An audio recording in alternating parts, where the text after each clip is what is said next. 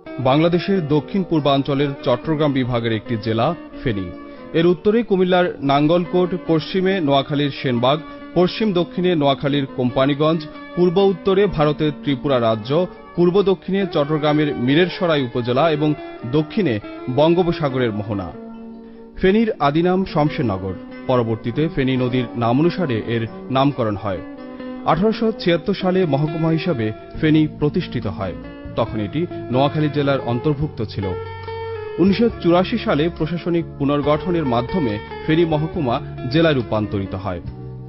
ফেনী জেলার ভূপ্রকৃতি ও ভৌগোলিক অবস্থান, বঙ্গোপসাগরের নোনা জল, পীর ফকিরের প্রভাব এবং পূর্বপুরুষের বীরত্বগাথা এখানকার মানুষের ভাষা ও সংস্কৃতি গঠনে বিশেষ ভূমিকা রেখেছে। ফেনী জেলায় জন্ম নিয়েছেন অনেক গুণীজন। পীর পাগলা মিয়ার অলৌকিকত্ব আর বীর শমশের গাজীর বীরত্বগাথার জন্য ফেনীর বিশেষ পরিচিতি রয়েছে।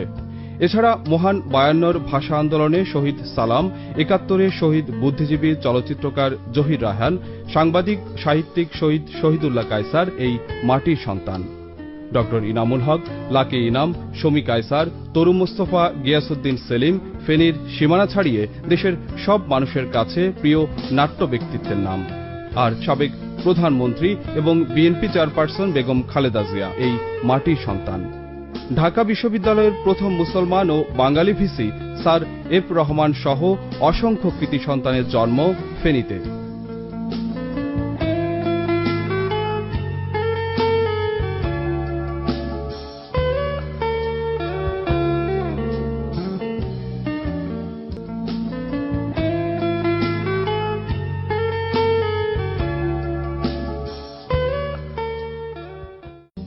(928.34 বর্গ কিলোমিটার এলাকা জুড়ে ফেনী বিস্তৃত।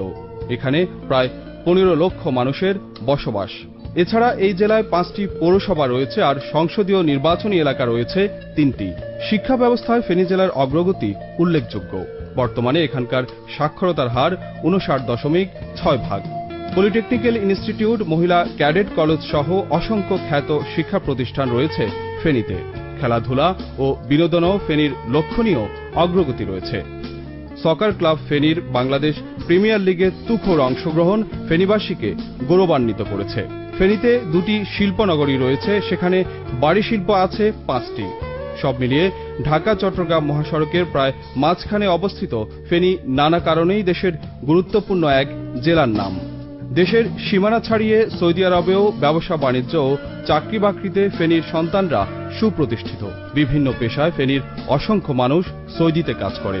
দলমত নির্বিশেষে ফেনীবাসীকে সুসংগঠিত করার লক্ষ্যে আমরা গঠন করেছি ফেনী প্রবাসী ফোরাম।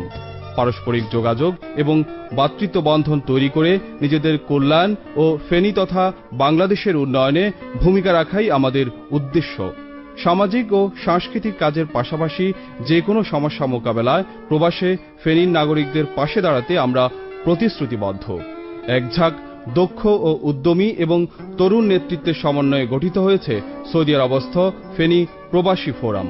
আসুন এসব তারুণ্যের হাতে হাত রেখে প্রবাসীদের সমস্যা মোকাবেলায় এগিয়ে আসি। প্রবাসে সব ফেনী সন্তানরা একই প্ল্যাটফর্মে দাঁড়িয়ে নিজেদের স্বপ্ন পূরণে বলিষ্ঠ ও দৃঢ় প্রত্যয়ী হই।